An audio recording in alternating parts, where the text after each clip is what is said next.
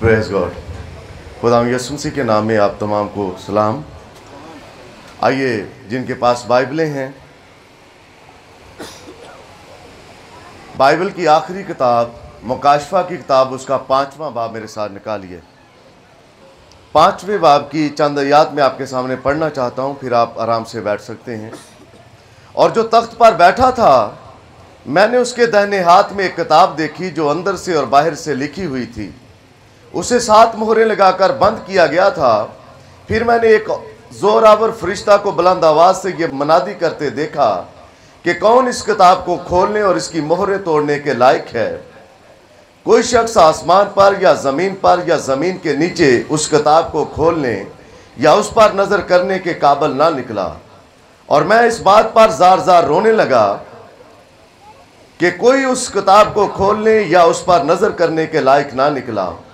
तब उन बुजुर्गों में से एक ने मुझसे कहा, मत रो, देख यहूदा के कबीले का वो बब्बर जो दाऊद की असल है, उस किताब और उसकी 7 मोहरों को खोलने के लिए गालिब आया है। और मैंने उस तख्त और 4 जानदारों और उन बुजुर्गों के बीच में गोया ज़बा किया हुआ एक बर्रा खड़ा देखा। उसके 7 सींग और 7 आंखें थीं। ये खुदा की 7 रूहें हैं जो तमाम रूहें जमीन पर भेजी गई हैं। 7वीं आयत। उसने आकर तख्त पर बैठे हुए के हाथ से उस किताब को ले लिया। जब उसने किताब ले ली तो वो 4 जानदारों और 24 बुजुर्ग उस बर्रा के सामने गिर पड़े और हर एक के हाथ में बरबत और ऊद से भरे हुए सोने के प्याले थे। ये मुकद्दसों की दुआएं हैं। खुदा के कलाम के पढ़े सुने जाने पर खुदावंद की खास बरकत हो, आमीन। आइए अपनी आंखें बंद करें और खुदावंद से मदद मांगते हैं। कहिए, खुदावंद, हम इंसान होते हुए इतनी ताकत हमारे हाथों में है कि हम इस बाइबल के सफ़ों को पलट सकते हैं, इस बाइबल को हम उठा सकते हैं। पर जब तेरा रूह आता है तो खुदावंद वो ही समझने की खुदावंद जलाल के बादशाह ताकत बख्शता है। आज खुदावंद तेरे रूह को दावत देते हैं, वो हमारे बीच में मौजूद है। वो खुद तेरे कलाम का तर्जमा करे, क्योंकि तू आप अपने कलाम का तर्जमान है। खुदावंद जितनी जाने तेरे हुजूर में झुकी हैं, ये कलाम का जो हिस्सा खुदावंद तेरे लोगों के सामने रखा गया है, खुदावंद इसे मैं प्रीच नहीं बल्कि तू इस टूल को जिसे तूने खड़ा किया इस्तेमाल कर, और तू खुद खुदावंद अपने कलाम को प्रीच कर। बाप खुदावंद इनकी कल्लो-दनाई दानिश को बढ़ा, ताकि खुदावंद इस मुकाशफा 5वें बाब को समझ पाए। खुदावंद यीशु मसीह के नाम से मांगते बख्श दे, आमीन। God bless you. आप बैठ सकते हैं। खुदावंद आपको बरकत दे। बहुत खूबसूरत हमने खुदावंद के बेटों और बेटियों से खुदावंद की प्रस्तुति को सुना है, आमीन। तो यहाँ पर मुकाशफा 5वें बाब में भी एक प्रस्तुति का जिक्र मिलता है। तो जब भाई गीत गा रहे थे, हदायत नाम है जिनका, ब्रदर हदायत, जब गीत गा रहे थे तो उनका एक गीत था कि मसीहियों जाग जाओ, अब आखिर जमाना है। और बाइबल मुकाशफा की किताब में यही कहती है, 7 कलीसियाई ज़माने हैं और मैं और आप किस ज़माने के लोग हैं, ये हमें पता होना चाहिए कि हम किस ज़माने के लोग हैं। ज़माने जब 7 हैं तो हम किस ज़माने का हिस्सा हैं, ये भी हमें पता होना चाहिए। इसलिए थोड़ी देर तक जितना भी वक्त हमारे पास है, मैं बाइबल में जाना चाहता हूं, ताकि जो हिस्सा आपके सामने रखा गया है, पढ़ा गया है, वो हम इसको समझ पाएं। जब खुदावंद यीशु मसीह आज से तकरीबन 2000 साल पहले बनी इसराइल के लिए आया, तो बनी इसराइल ने अपनी नींद से जागना ना चाहा। और हमारे जमाने का पैगंबर कहता है कि इसराइल उस जिंदगी के मालिक को रद्द करते रहे। उनको रोटी खिलाने वाला उनके बीच में खड़ा था, लेकिन वो उसे पहचान नहीं पाए। वो बार बार उनको कहता रहा, जिंदगी की रोटी मैं हूं, लेकिन वो यीशु मसीह को पहचान नहीं पाए। यीशु मसीह को कहते ये आदमखोर है, ये बाज़बूल है।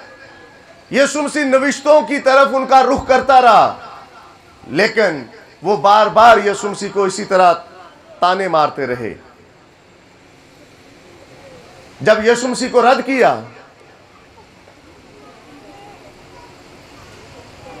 हिटलर ने यहूदियों के बदन की खाद बनाकर खेतों में डाली।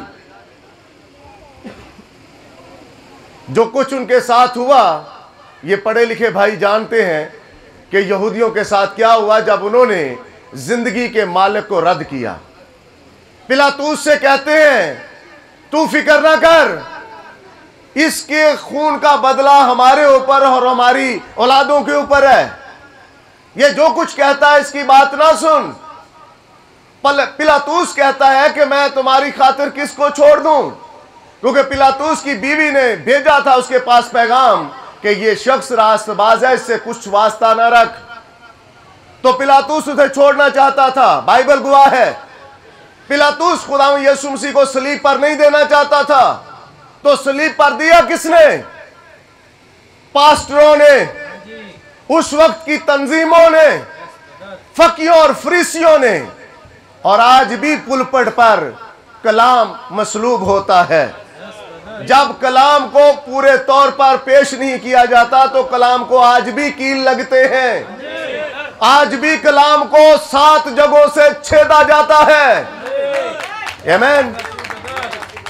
गौर से सुनिएगा, जब यीशु मसीह को लकड़ी पर रोमियों ने टांगा तो उसे 7 जगहों से छेदा गया, और 7वीं जगह से मेरी और आपकी पैदाइश हुई। इसको मैं नहीं पेश कर रहा, आज से नबियों ने बाइबल में दर्ज कर रखा है, और हम नबियों की बाइबल को ही पढ़ते हैं जो नबियों ने लिखा है, और नबियों के वसीले से लिखी हुई बाइबल हमारे पास मौजूद है।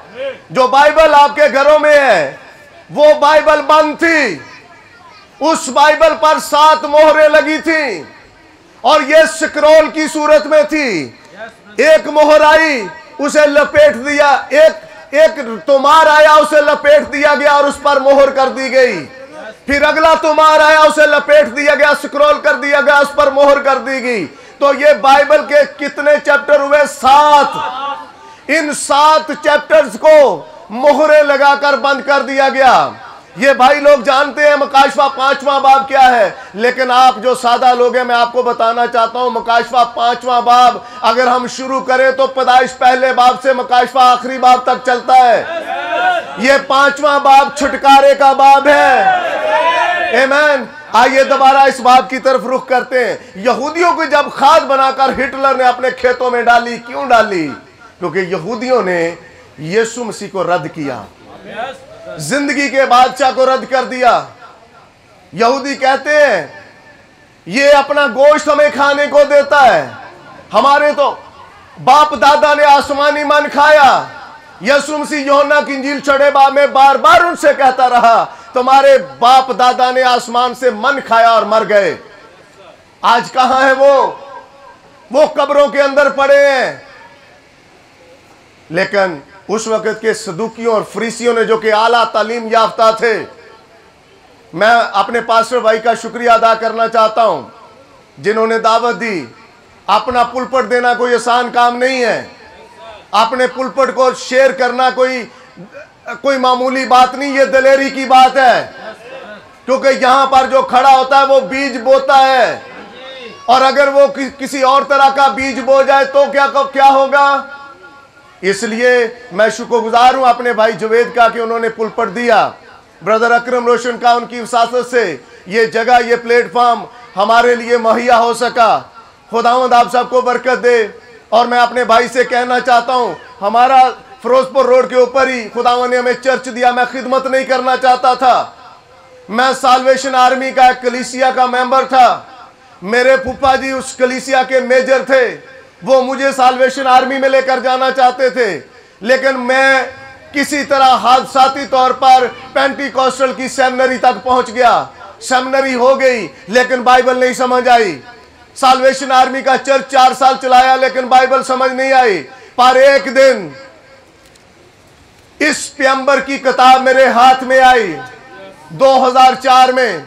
अपनी ड्यूटी पर था, ड्यूटी से फ्री होकर मैंने किताब को खोला, किताब पढ़ रहा था और चेयर पर बैठकर जब किताब पढ़ रहा था तो यही 7वीं कलीसियाई जमाने का पैगंबर अपनी किताब में कहता है, मत्ती 25 बाब की 10 कुमारियां 10 की 10 ही सो गईं। मैंने कहा यह शख्स झूठा है, ये झूठ बोलता है। सेमिनरी करके आया हूं, चर्च चलाए हैं, मसीही घराने में पैदा हुआ हूं, पैदाइशी मसीही हूं, पर मेरे पास उस वक्त ड्यूटी पे बाइबल नहीं थी। जब मैं ड्यूटी से फ्री होकर अपने घर गया, सबसे पहले साइकिल थी मेरे पास, साइकिल खड़ी की, साइकिल खड़ी करके सीधा अपने कमरे में गया, बाइबल खोली, मत्ती 25 बाब निकाला। जब 25 बाब निकाला तो 25 बाब बयान करता है कि 10 की 10 सो गई। उन मिशनों का क्या करूं जो कहती हैं 5 सो गई 5 जागती रही। 40-40 साल से लोग चर्च जाते, उनको पता नहीं है कि कितनी की कितनी सो गई। जो 10 की 10 थी वो 10 की 10 ही सो गई।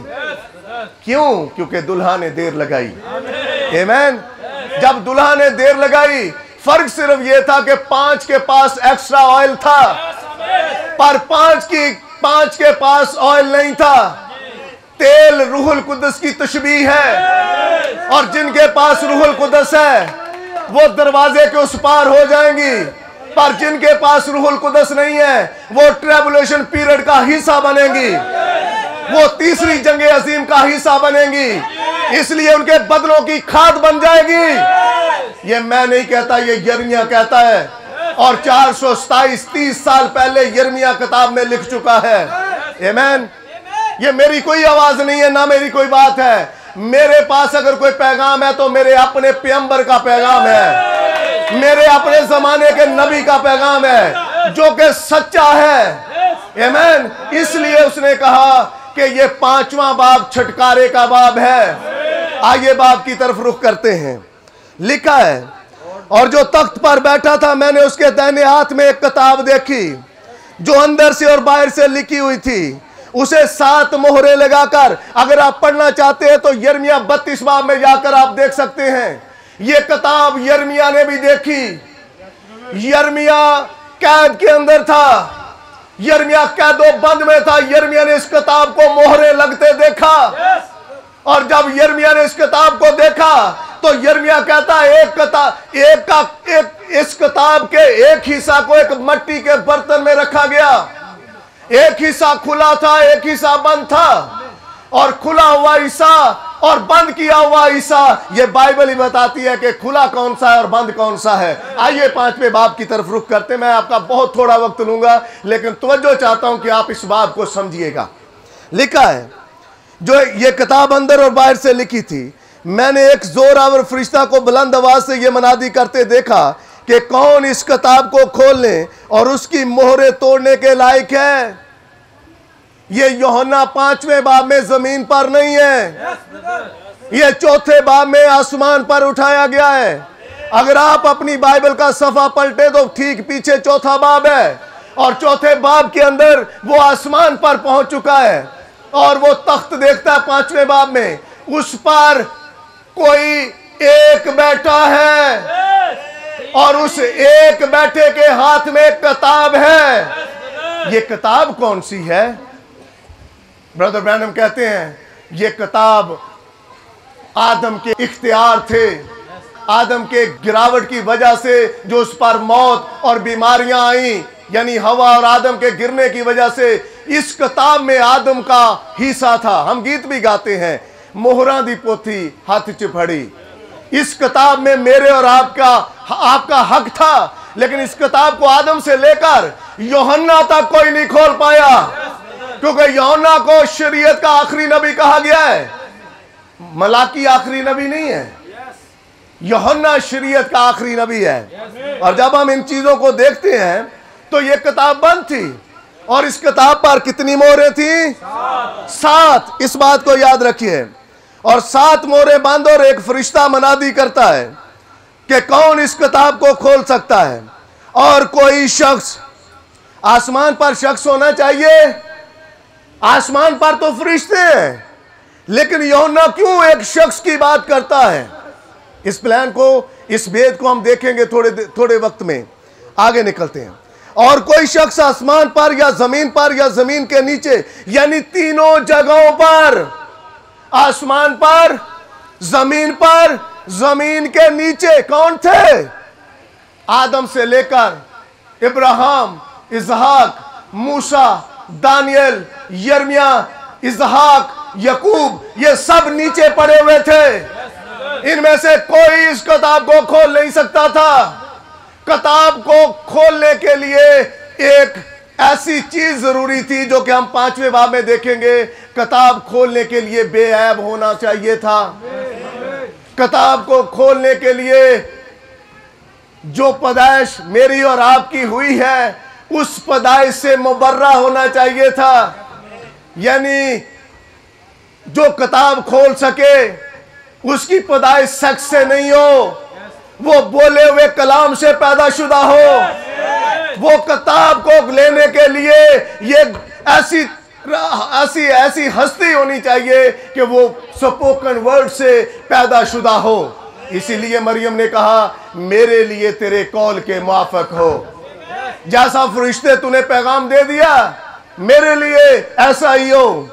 शोहर वाली के लिए औलाद पैदा करना कोई ताने की बात नहीं है, लेकिन एक कुमारी के लिए औलाद पैदा हो जाना ताने की बात है।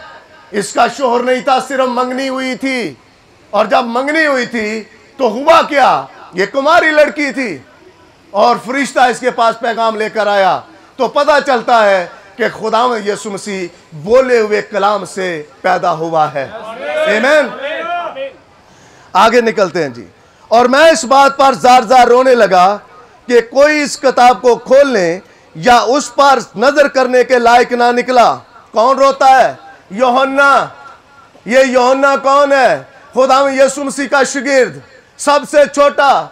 इसको पकड़कर रोमियो ने अपनी कैदोबंद में रखा। इसे मारना चाहा, इसे 24 घंटे तेल के कड़ा में फ्राई करना चाहा, इसका कुछ नहीं कर पाए।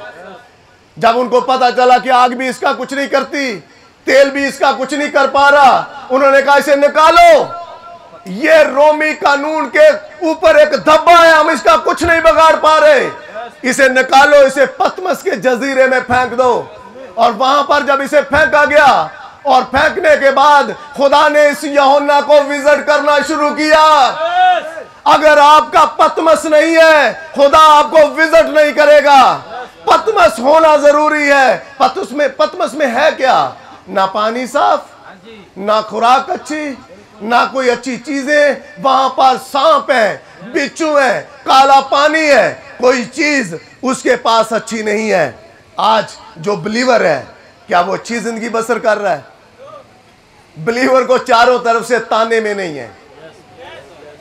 अगर उसका पतमस क्लियर है तो विजिट फरिश्ता आप ही को कर रहा है। आमीन। जब आप पतमस में हैं, फरिश्ता आता है और फरिश्ता कहता है ना रो। यहूदा के कबीले का बब्बर है, जो दाऊद की असल है, उस किताब और उसकी 7 मोहरों को खोलने के लिए गालिब आया है। और मैंने उस तख्त और 4 जानदारों और उन बुजुर्गों के बीच में गोया ज़बा किया हुआ एक बरा खड़ा देखा। उसके 7 सींग और 7 आंखें थीं। जो असल मैसेज है वो 7 सींग है। यह ऐसा बर्रा है जिसे 7 सींग दिए गए। और नबी ने कहा ये सींग बर्रे की प्रोटेक्शन करते हैं, ये प्रोटेक्ट देते हैं बर्रे को। आप अपने मोबाइल स्क्रीन के ऊपर प्रोटेक्टर क्यों लगवाते हैं? ताकि आपकी टच स्क्रीन बची रहे, खराशों से बची रहे। आप अपने महंगी से महंगी एलईडी टीवी के ऊपर भी कुछ ना कुछ कवर कर देते हैं, किस लिए? ताकि उसे कुछ ना कुछ प्रोटेक्शन मिल सके। तो नबी ने कहा ये 7 सींग बर्रे की प्रोटेक्शन के लिए हैं। शुरू में मैंने आपको कहा कितने कलीसियाई जमाने हैं? 7। ये 7 सींग 7 कलीसियाई जमाने हैं। तो क्या 7 कलीसियाई जमाने बर्रे की प्रोटेक्शन करेंगे? जी हां। ये बरे की बरा कौन है? खुदावंद यीशु मसीह। और खुदावंद यीशु मसीह कलाम मुजस्सम है। जब इफिसस की कलीसिया के जमाने का आगाज हुआ, जब पालूस आया, पालूस ने, क्योंकि इफिसस में ही नकलियों की तालीम का आगाज हो चुका था, वहां पर बर्बादी शुरू हो चुकी थी। पालूस इस कलीसियाई जमाने का पैगंबर था और पालूस ने खोलकर लिखा, करंथियों को लिखा, गलतियों को लिखा, थसानिकियों को लिखा और इब्रानियों को लिखा। उसने कोई चीज किसी से छुपाई नहीं है। उन्होंने कहा यह सच है, जो रवायतें मैं तुम्हें दे रहा हूं ये खुदावंद से पहुंची है। और कौन सी रवायत खुदावंद से पहुंची है? जो प्याला आप लेते हो, जो मैं आप लेते हो, वो खुदावंद का बनाया हुआ एक तरीकाकार है। जिस रात खुदावंद यीशु मसीह पकड़वाया गया, आज चर्चिस में क्यों सुबह होती है मैं नहीं जानता, लेकिन बाइबल कहती है जिस रात खुदावंद यीशु मसीह पकड़वाया गया। तो शायर बानी प्याला कब आना चाहिए? रात के टाइम, शाम के टाइम। बाइबल कहती है जिस रात खुदावंद यीशु मसीह पकड़वाया गया, उसने रोटी ली और तोड़कर अपने शागिर्दों को दी। उसके बाद उसने प्याला लिया और प्याले को अपने शागिर्दों को दिया, लो आपस में बांट लो, ये मेरे खून में नया अहद है। आमीन। जब बाइबल में रात को है तो हम चर्चेज में सुबह को, दोपहर को क्यों करते हैं? क्योंकि बाइबल कहती है सींग किस लिए दिए? ताकि ये बरे की मुहाफजत कर सके। अगर आप कलीसिया इस कलाम की मुहाफजत नहीं करते तो आप सींग एक बस बरे के सर के ऊपर बराए नाम है, बराए नाम। आप में ताकत नहीं है, आप में कुव्वत नहीं है। आप कहेंगे ब्रदर हम कैसे कलाम की मुहाफजत कर सकते हैं? हो सकती है कलाम की ताबेदारी करके। जब आप कलाम की ताबेदारी करते हैं, यह कलाम की मुहाफजत है। आप कलाम पर खड़े होते हैं, उसकी ताबेदारी करते हैं। क्यों? क्योंकि आपने कलाम को एज इट माना है। पर जब आप कलाम को रद्द करते हैं तो आप दोनों पांव लेकर बाइबल के ऊपर रखते हैं, आप कलाम की नफी करते हैं। तो बाइबल कहती है ये 7 सींग 7 कलीसियाई जमाने हैं। पहला जमाना इफिसस का, इफिसस के जमाने से ही इस कलाम को दबाना शुरू कर दिया। और जब दबाना शुरू किया, अभी पौने 2 सदियां नहीं गुजरी कि बपतिस्मे को चेंज कर दिया गया। किसने किया? बुजुर्गों ने। अकीदे ले आए, इस बाइबल को हटाकर अकीदों को जगह दी गई। और जब अकीदे आए तो कलाम ऑटोमेटिकली पीछे। आज मैं चर्च में बयान कर रहा था, यह कलाम आहिस्ता आहिस्ता सिरक कर दरवाजे से बाहर हो जाता है। इफिसस से सिरकना शुरू हुआ और लदूकिया में बिल्कुल दरवाजे के बाहर चला गया। वो बाहर से खटखटाता है, खोलो, किसकी प्रशिश कर रहे हो? मैं तो बाहर हूं। किसके लिए ढोलक बजाते हो? मैं तो बाहर हूं। किसके लिए साउंड सिस्टम लगाते? मैं तो बाहर खड़ा हूं। जिसकी इबादत कर रहे हो वो तो दरवाजे के बाहर है। बाहर कैसे गया? क्योंकि हमने उन रवायात को जगह दी कलीसिया में कि कलाम के ऊपर उनको ज्यादा अहमियत देना शुरू की। कलीसिया गार्ड है किसकी? इस कलाम की। आपको कलाम की समझ आती है, आप कलाम की ताबेदारी करते हैं। और जब आप ताबेदारी करते हैं तो एक गार्ड की तरह ड्यूटी दे। कलाम में किसी तरह की कोई तरमीम नहीं हम कर सकते। मैं ना तो इसको घटा सकता हूं ना इसको बढ़ा सकता हूं। यह मेरे इख्तियार में नहीं है कि मैं कलाम की कुछ आयतों को काट डालूं और उसमें कुछ और डालूं। यह मेरे इख्तियार में नहीं है और ना आपके इख्तियार में है। क्योंकि बाइबल कहती है इस नबूवत की किताब को लिखने वाले जो थे वो रूहुल कुद्दस की तहरीक से लिखते थे, वो आदमियों की ख्वाहिशों से नहीं लिखते थे।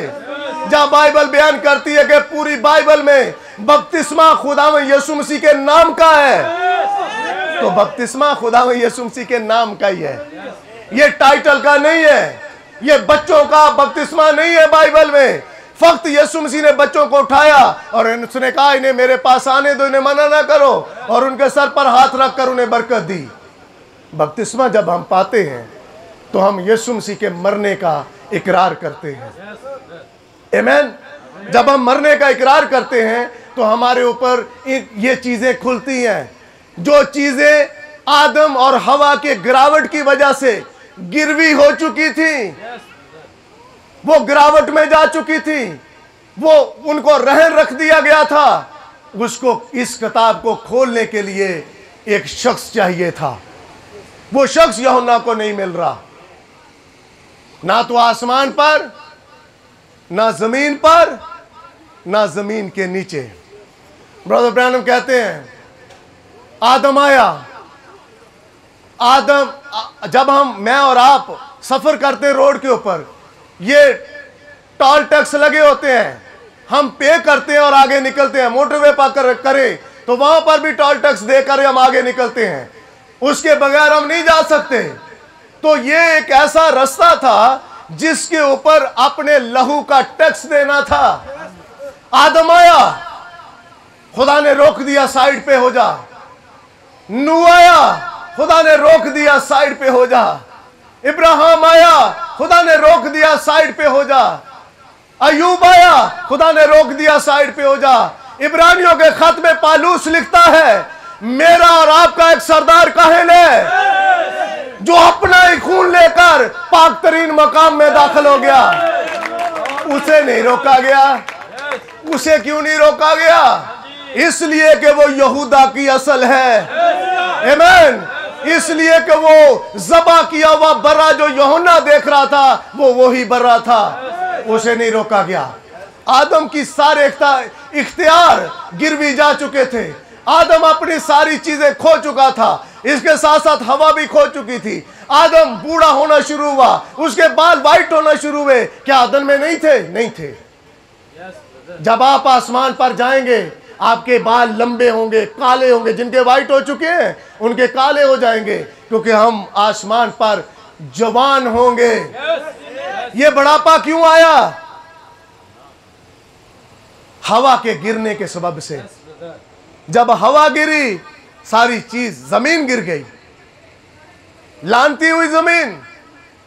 खुदा ने कहा आदम अब से जमीन तेरे लिए ऊंट कटारे उगाएगी। इसका मतलब पहले जमीन ऊंट कटारे नहीं उगाती थी, लेकिन गुनाह के आने की वजह से ये ऊंट कटारे देने लगी।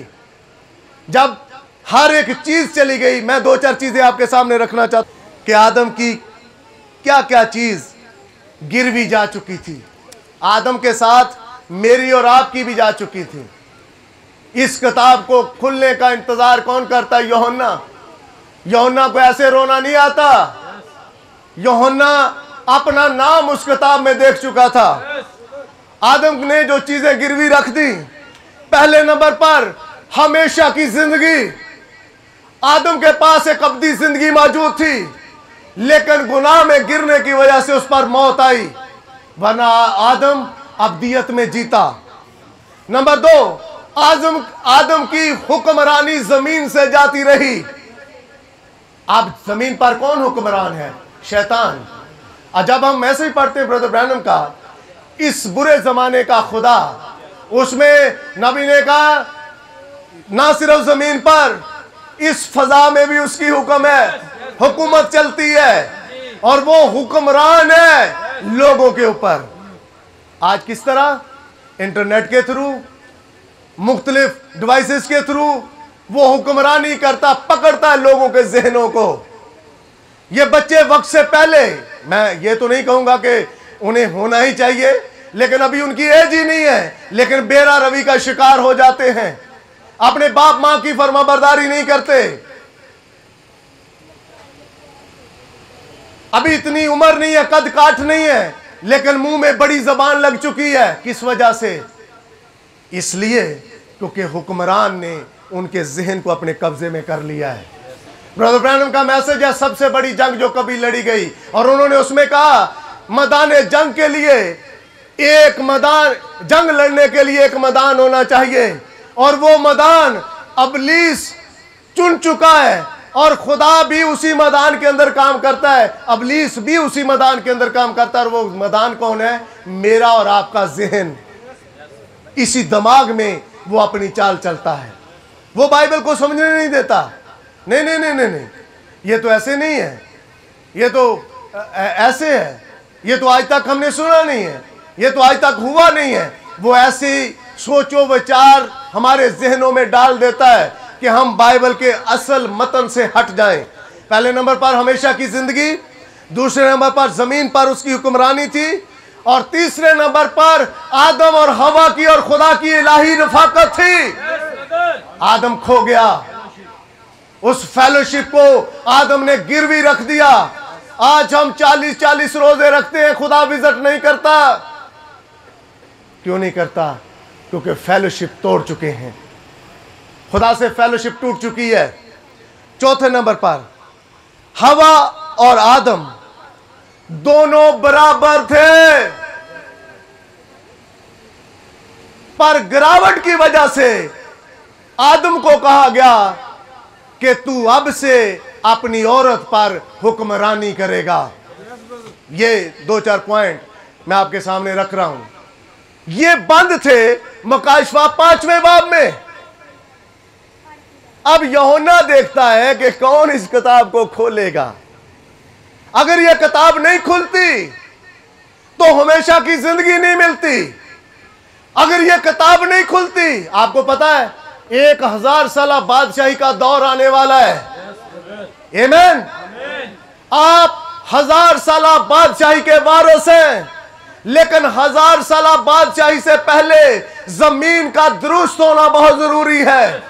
यह जमीन की हालत बिगड़ चुकी है, इसका दुरुस्त होना, इसका जलाया जाना बड़ा जरूरी है। लेकिन जलाए जाने से पहले मेरा और आपका उठाया जाना है। आज मिशनें पुकारती अदालत अदालत अदालत, हाँ होगी, लेकिन कईयों की नहीं होगी। मकाशवा 20वें बाब में 2 ग्रुप हैं। क्लियर खुदा ने बताया है। क्या बताया है? 4थी आयत पढ़े तो लिखा हुआ है, अदालत उनके सुपुर्द की गई और उनको तख्त के ऊपर बैठाया गया। फिर 11वीं आयत कहती है, जब सारे मुर्दे, समंदर ने अपने मुर्दे दे दिए, जमीन ने अपने मुर्दे दे दिए, और उनको अदालत के तख्त के सामने खड़ा किया गया। ये 4थी आयत से 6ठी आयत में जो है, इनकी अदालत क्यों नहीं होती? ये मैं नहीं, ये दानियल भी कह चुका है।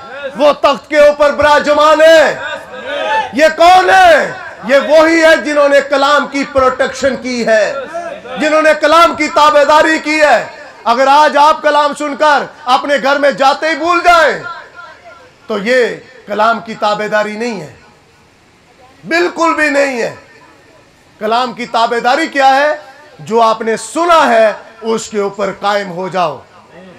जो आपने सुना है, हमने 8 लोगों से अपना चर्च स्टार्ट किया था, नई जगह थी, किसी को जानता नहीं था, गली में एक बंदा भी नहीं है उधर चर्च आता। क्यों? क्योंकि जो जगह, जो चीज पहले दिन से नहीं करनी थी, लोगों के सामने रखी थी, नहीं करेंगे। इशायरबानी रात की है, रात को करेंगे। अपना पुलपट सियासी लोगों को नहीं देना, नहीं देंगे। 2 रंगों को पुलपट पर नहीं खड़ा करना, नहीं खड़ा करेंगे। इसलिए जो चीजें पहले से तय की हैं, वो अपने से नहीं, बाइबल में से, नबी के मैसेजेस में से वो चीजें हमारे ऊपर खुली, हमने फैसला लिया और आज तक अपने फैसले पर कारबंद हैं। जब आप कलाम को सुनते हो, कलाम की ताबेदारी नहीं करते, तो बाइबल कहती है जो हलाल का है वो जुगाली करता है, पर जो हलाल का नहीं है वो जुगाली नहीं करता। जुगाली क्या है? जब आप यहां से उठो, घर जाकर अपने इस मैसेज को जो आपने सुना शेयर करो जाकर। आज मैं कलाम में से ये सुनकर आया हूं, मैं कलाम से ये सुनकर आया। लोग क्या करते हैं? जैसे घर से चर्च जाते हैं वैसे ही चर्च से वापस आ जाते हैं। चर्च में जाकर तो आपकी जिंदगी तब्दील होनी चाहिए, आप में कुछ ना कुछ तो फर्क आना चाहिए, लेकिन फर्क नहीं पड़ता, जिंदगी वैसे की वैसी है। मैं पहले चर्च जाने से पहले शराब पीता था, चर्च आके भी पीता हूं। चर्च जाने से पहले सिगरेट पीता हूं, चर्च से आके भी पीता हूं, मैं पहले भी ऐसा करता था, अब भी ऐसा कर, पहले भी आवारागर्दी करता था, चर्च आके भी ऐसी आवारागर्दी। कई तो मैंने देखे क्वायर लीडर भी ऐसे ही हैं, बाजा बजाते वक्त उन जैसा कोई हलीम नहीं, उन जैसा जनाब कोई प्रस्तार नहीं, लेकिन जैसे चर्च से बाहर निकलते उन जैसा कोई निशाई नहीं। ये कौन सी कलाम की ताबेदारी है? ये कोई ताबेदारी नहीं है, ये एक दिखावा है ब्रदर। आप मेरे साथ इत्तेफाक करें या ना करें, लेकिन ये एक दिखावा है। आदम 4 चीजें खो चुका था, चीजें बहुत सारी हैं, लेकिन मैं आपकी तवज्जो 4 के ऊपर दिलाना चाहता हूं। जब आदम खो गया, और एक 5वीं चीज और है, आदम की थियोफनी बॉडी उसे छोड़ गई। जब थियोफनी बॉडी आदम को छोड़ गई, आदम बूढ़ा होना शुरू हुआ। ये मिट्टी का बदन जिसे 16 एलिमेंट से कहते हैं बना है, मैं तो इतना नहीं जानता, लेकिन इसमें है कैल्शियम, पोटाशियम, आयरन, जो भी ऐसी चीजें हैं मेडिकल लिहाज से, वो सारी की सारी इस बदन के अंदर है। और इस बदन से अगर निकाल ली जाए तो नबी कहता 80 रुपए का आदमी है। कितने का? 80 का। और 80 रुपए का आदमी किसी को खातर में नहीं लाता, किसी की सुनता तक नहीं है। बाप बच्चे को कुछ कहता है, माँ बेटी को कुछ कहती है, वो सुनते तक नहीं है। 80 रुपए के लोग। इसलिए आदम ये खो चुका था, इसको खुदा बहाल करना चाहता था, इसको खुदा आदम को वापस देना चाहता था। खुदा ने नबियों को भेजना शुरू किया, और जब नबी आए, नबियों ने इन चीजों को लिखना शुरू किया। जब जब नबी आए, नूह आया, मनादी कितने साल की? 120 साल की। काम करता रहा, यानी कश्ती बनाता रहा, मनादी करता रहा। 120 साल लोगों ने मनादी नहीं सुनी, और नबी ने कहा सदा मनादी नहीं होती रहेगी, एक दिन आएगा इस गली में आखिरी मीटिंग होगी, और उसके बाद रैप्चर हो जाएगा, और फिर जकरिया की वो लिखी हुई बातें पूरी होंगी कि आप चलते जाएंगे, आपकी आंखें बह जाएंगी, आपकी ये मांस, स्किन आपकी हड्डियों से जुदा हो जाएगा, गल जाएगा। कैसे? हाइड्रोजन केमिकल बम से, क्योंकि दुनिया ने इसको तैयार कर लिया है। मुझसे ज्यादा बेहतर लोग जानते हैं जो ज्यादा पढ़े लिखे हैं। आज दुनिया ने अपनी तबाही का सामान खुद बना रखा है, और नबी ने कहा जब तक रूहुल कुदस नहीं कहेगा वो उस बटन को नहीं दबाएंगे। आज अमेरिका सुपर पावर कहता है, लेकिन अमेरिका जान चुका है उसको सफा हस्ती से मटाएगा कौन? रूस मटाएगा इटली को, वेटिकन सिटी को, और इस अमेरिका को। खुदा हिस्कियल में कह चुका है, मैं तेरे जबड़ों में तुझे नकेल डालकर खींच कर लाऊंगा जंग के मकाम पर। खुदा बाइबल में तहरीर करवा चुका है। इसलिए हम बाइबल से वाकिफ हों। खबरें जैसी भी चल रही हैं, खौफनाक हैं, हालात ठीक नहीं है, पर बाइबल एक तसल्ली बख्श कलाम हमारे पास है। बाइबल कहती है ये आपकी बहाली का दौर है। आदम ने जो खोया था, हवा ने जो खोया था, आज बहनें चर्च में कलाम पेश करती हैं। बाइबल तो कहती वो अपनी उस पोजीशन को खो चुकी हैं। आदम को, यानी उसके हस्बैंड को, उसके ऊपर हाकिमियत दी गई। अगर हवाला लेना चाहते हैं तो जाए पैदाइश 3 बाब और उसकी 15-16 आयत पढ़ लें। वहां पर लिखा हुआ है तेरा शोहर तुझ पर हुकूमत करेगा। आमीन। ये पहले बराबर थे। मैं ये नहीं कहता कि औरतें कम हैं, ये गिरावट की वजह से एक दर्जा इनकी तनज़ली हुई, और जब तनज़ली हुई तो इनके शोहरों को इनके ऊपर हाकिमियत दे दी गई। ये किताब अब वापस मिलनी है आदम को, लेकिन आदम इस किताब को पा नहीं सकता। क्यों? क्योंकि कोई खोलने वाला नहीं है। इसी किताब को यूहन्ना देखता है, यह किताब बंद है, मोहरें लगी हैं, 7 सींग हैं उस बर्रा के, पहले सिंह ने अपने वक्त में जितनी उससे कलाम के साथ ताबेदारी के साथ चलने का उसकी जिंदगी में असर हुआ, उसने ताबेदारी की। लोगों ने उनको सलीब पर उल्टा दिया और कईयों को संसार किया गया। किस वजह से? क्योंकि वो कलाम की ताबेदारी में थे। ये किताब वापस मिलने वाली थी, पर अभी कोई मिल नहीं रहा था। जब मिला नहीं तो फिर यूहन्ना रोता है, पर 4 जानदार कहते हैं रोना। ये 4 जानदार आज भी आपके हाथ में बाइबल की सूरत में। ये मत्ती, मरकुस, लूका और यूहन्ना है जो ईमान की किताब की मुहाफ़ज़त करते हैं। ये सारा कुछ इस किताब में है जो नबी फरमा चुका है। आप अपने वक्त में इसको पढ़ सकते हैं। मत्ती, मरकुस, लूका और यूहन्ना। मत्ती कौन? शेरे बब्बर। मरकुस कौन? बैल। लूका कौन? इंसान। और यूहन्ना कौन? उकाब। ये चारों जानदार पैदाइश से मुकाशफा तक सफर करते हैं और ये खुदा के तख्त के सामने थे।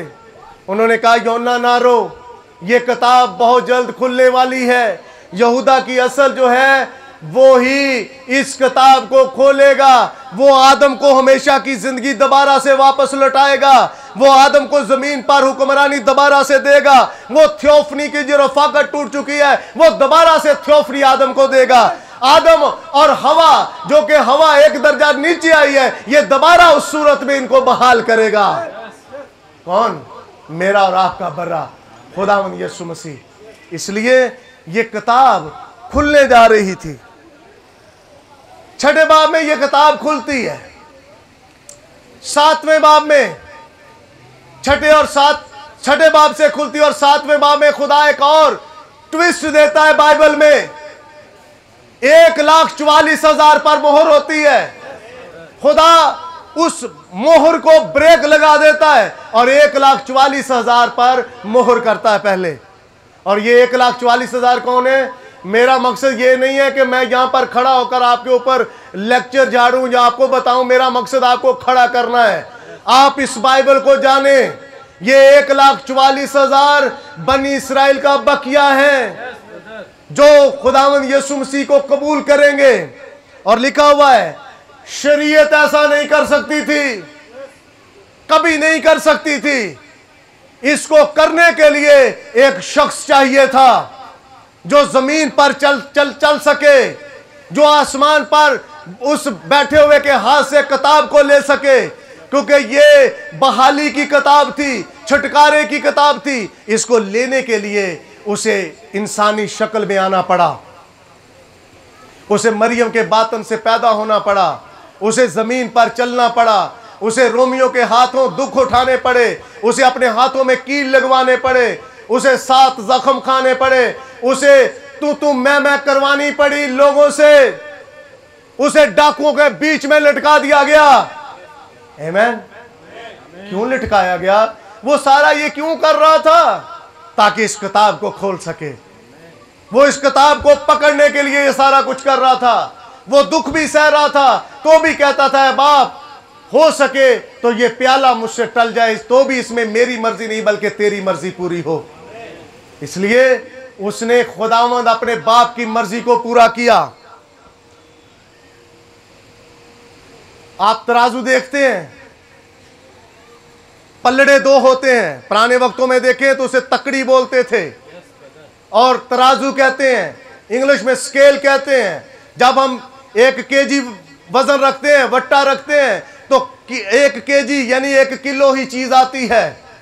1 किलो चीनी दे दें जी, 1 किलो घी दे दें, वो वेट उतना ही रखते हैं जितनी आपको चाहिए, जितने की आपने पे की है। पर आदम तो सारा कुछ खो चुका था। आदम का तो सारा कुछ गिरवी जा चुका था।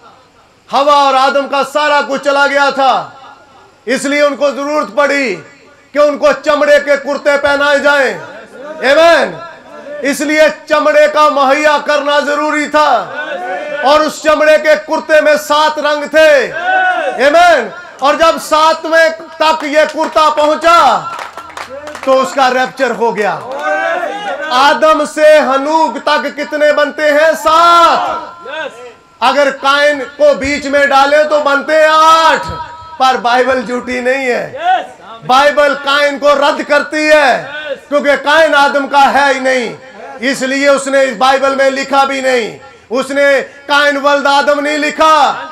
नस्बनामे को पढ़कर देख ले, उसने काइन वल्द आदम नहीं कब कहीं पर भी नहीं लिखा गया।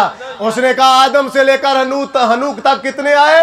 7। वो कोट जब 7वें तक पहुंचा तो मैंने कहा कितने सींग हैं बर्रा के सर के ऊपर? 7। और ये कौन, किसके लिए, किस लिए है? ताकि ये कलाम की ताबेदारी कर सके।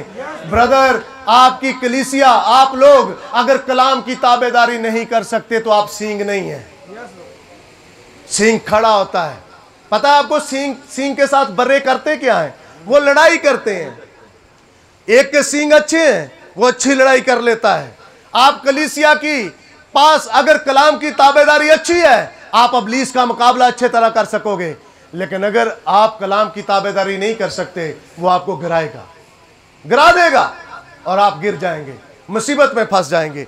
इसलिए तकड़ी में एक तरफ शरीयत थी और शरीयत कहती है जो जान गुनाह करेगी वो मरेगी।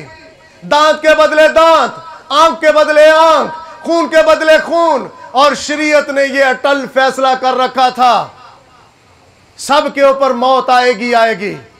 लेकिन एक शख्स आया। अब शरीयत इस पलड़े में है, कांटा उस तकड़ी का, उस तराजू का बिल्कुल उसकी तरफ झुका हुआ है। और नबी ने कहा जब एक शख्स आया जो कुमारी मरियम से पैदा हुआ, वो पूरे का पूरा आकर उस पलड़े में बैठ गया और ये कांटा हिलना शुरू हुआ। और जब ये हिला तो बिल्कुल सीधा आ गया। इसलिए पालूस कहता है तेरे फजल की मुझे जरूरत है। मुझे और आपको अब शरीयत पूरी करने की जरूरत नहीं है कि जाएं और सारी की सारी शरीयत हम पूरी नहीं कर सकते। गैर कौमों के लिए ये शरीयत जो बर्रे पीछे, एक खानदान पीछे बर्रा लो, उसका लहू अपनी चौखटों पर लगाओ, क्या हमारे ऊपर यह जरूरी है?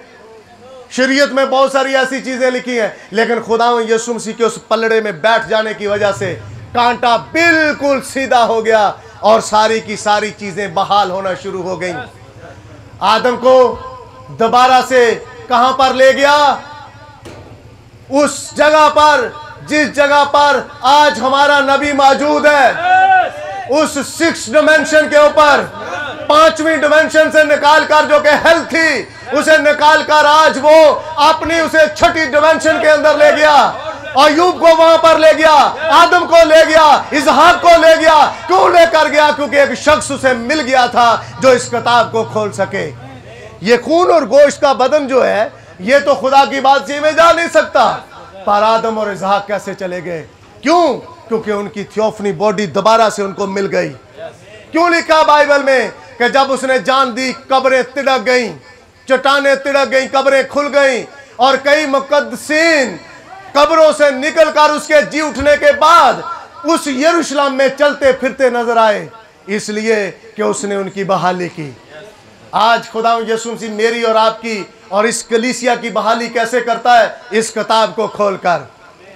अगर ये खुली किताब आपके पास नहीं है ब्रदर, भाइयों और बहनों, तो आपकी बहाली भी नहीं है। इस किताब के पीछे आ जाएं। इस किताब के अंदर आपके नाम दर्ज है, इस किताब के अंदर आपकी मखलसी दर्ज है, इस किताब के अंदर आपकी थियोफनी बॉडी मौजूद है, इस किताब के अंदर आपकी वो बराबरी वाला हिस्सा मौजूद है। वो रफाकत, वो फेलोशिप जो खो चुके थे, इसी किताब के अंदर मौजूद है। लेकिन जरूरत इस बात की है कि खुदावंद यीशु मसीह को अपना शख्सी तौर पर निजात दहिंदा कबूल कर सकें। अपने गुनाह उस पर लाद दें जो कि बनाए आलम से पेशतर गुनाह उठा चुका है। लेकिन फिर भी बाइबल कहती है इकरार मुंह से और ईमान दिल से होता है। लेकिन हम उल्ट करते हैं, हम दिल में इकरार कर लेते हैं मैं बड़ा गुनाहगार, मेरी कोई आवाज ना सुने। इकरार मुंह से और ईमान दिल से। हम क्या करते हैं? ईमान मुंह से और इकरार दिल से। ये उल्ट काम है जो आज कलीसिया कर रही है, जो आज लोग कर रहे हैं।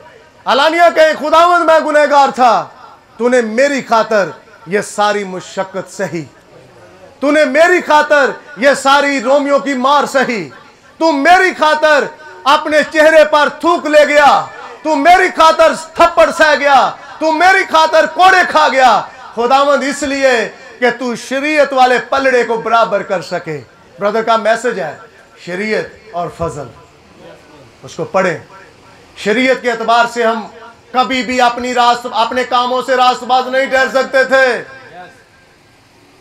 शरीयत कामों को करना बताती है, पर नबी ने कहा जब याकूब आया, बाइबल एक जगह पर कहती है इब्राहिम ईमान से रास्तबाज ठहरा, पर याकूब कहता है ईमान बगैर ईमाल के मुर्दा है। इसलिए ईमान के साथ ईमाल भी होने चाहिए। आमीन। ब्रदर, आप जब कलाम को सुनते हैं आपके अंदर ताबेदारी आनी चाहिए। आपका खादम आपको एक बात खोल कर बताता है, आप अपने खादम की ताबेदारी करें। ये मत समझें हमारे पास 2-4 लोग हैं, आप 2 लोग भी होते तो मैं तब भी प्रीच करने के लिए तैयार था। ये तो 2 से बहुत ज्यादा है। ये मत सोचे कि हम छोटा झुंड हैं, छोटा झुंड ही असल में लाड़ी है। आमीन। बाकी दुनिया में मजमे भरे पड़े हैं, भीड़ लगी हुई है, भीड़ के साथ खुदा कभी कलाम नहीं कर सकता। मैं आपको मिसाल देता हूं, उसके बाद मैं इसको बंद करता हूं। खुदा यीशु मसीह 4-5 हजार के बीच में गया, उसने कहा ये मेरा बदन है, लो। कहते हम ऐसा नहीं कर सकते। खुदा यीशु मसीह 70 के पास आया, उसने कहा ये मेरा बदन है, लो। 70 यूहन्ना की इंजील 6 बाब में वापस चले गए, कहते ये तो हमें आदमखोर बना रहा है। जब 12 के पास वापस आए तो 12 को कहा क्या तुम भी चले जाना चाहते हो? तो जवाब आता है हम कहां जाएं, जिंदगी की बातें तो तेरे ही पास है। मैं कलीसिया आपको बताना चाहता हूं, अगर आपके लिए कोई हिडन मन्ना रखता है तो वो पास्टर जुवेद रखता है, क्योंकि ये पर्दे के पीछे जाता है और खुदा इसके साथ कलाम करता है। आपकी खुराक पास्टर जुवेद के पास है और आपको आना भी अपने पास्टर ही के पास चाहिए। आमीन। इसलिए हम जानते हैं कि जो बाइबल खुल चुकी है, अब दुनिया इससे नावाकिफ है, लेकिन दुल्हन इससे वाकिफ है। दुल्हन पर यह किताब खुल चुकी है। और अब हम ये भी जानते हैं कि पलड़ा बराबर कैसे हुआ। शरीयत कहती है, यूहन्ना की इंजील के अंदर यह वाकया दर्ज है, उस औरत को जब पकड़ा तो वो दौड़ते दौड़ाते कैसे करते कराते खुदा यीशु मसीह तक पहुंची। लोग भीड़ उसके पीछे है, पत्थर हाथ में है, और यीशु मसीह के पास आकर कहते हैं शरीयत में लिखा है कि जो ऐसे पकड़ी जाए उसे संसार कर दिया जाए। यीशु मसीह ने कहा ठीक है, लिखा है, लेकिन मैं आपको कहता हूं पहले वो पत्थर मारे जिसने गुनाह नहीं किया। यीशु मसीह झुका, जमीन पर लिखना शुरू किया, ऊपर उठकर देखा सारे चले गए। शरीयत फजल के दर पर आकर माकूफ हो जाती है। फजल उसके वो औरत कलीसिया दौड़कर, गुनहगार कलीसिया दौड़कर जो कलाम के साथ हर वक्त बदकारी करती थी, वो दौड़कर जब इस फजल के बेटे के पास आ गई, इसने कहा तेरे सारे के सारे गुनाह माफ, जा बेटी आइंदा से गुनाह ना करना, तेरे लिए मैं खुद उस पलड़े में खड़ा हो गया हूं। देख शरीयत सारी झुकी थी तुझे मारने के लिए, लेकिन अब मैं बैठ गया हूं और शरीयत का कांटा मैंने बिल्कुल लाइन में सीधा कर दिया है। अब उस सारी लानत को, तेरी जो लानत थी कलीसिया, मैं अपने ऊपर ले गया हूं, और सिर्फ ना ले गया हूं बल्कि लेकर उसे भूल जाने वाले समंदर में फेंक दिया है। कलीसिया तू इन चीजों से ना घबरा। कलीसिया तेरी बदकारियों को मैं उठा चुका हूं, तेरी सारी चीजों को मैं अपने ऊपर सह गया हूं। इसलिए कलीसिया तू फक्त अपने खुदावंद के पास आ जा, क्योंकि तेरा खुदा तेरे गुनाहों का बंदोबस्त कर चुका है। उसने तेरे लिए एक बर्रा मुहैया किया, उसे काटा गया, उसका लहू बह गया, और अब उसके लहू के नीचे तेरी पनाह है।